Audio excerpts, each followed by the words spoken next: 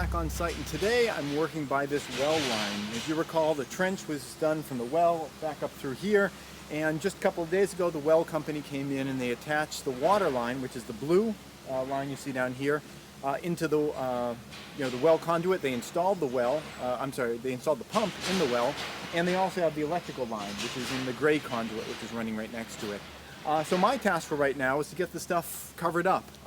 You could have just the backhoe come in and kind of shove all these piles that you can see on the sides down into the pit, and that might work really well. But if you happen to knock something like this, a big rock, down onto the pile, that's gonna, possibly, rupture the hose line. And even something as small as like this little stone, see it's got like kind of a sharp edge on it.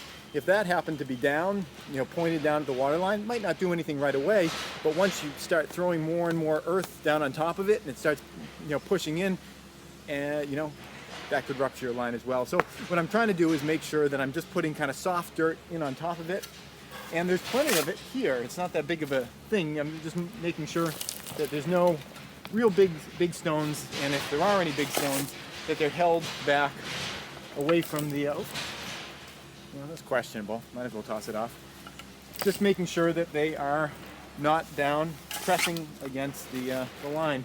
So really, I've just got to do this entire run here, and once I kind of get a layer of dirt on top of this, then these guys are going to be able to come and fill the rest. I say these guys, I'm pointing over there because they're working on the root cellar right now. It's going really well. We've really gotten the big area open. I wasn't sure how it was going to work with the ledge, yesterday, but they've got the area open. I'll share that with you guys, I guess, tomorrow or next time I'm around.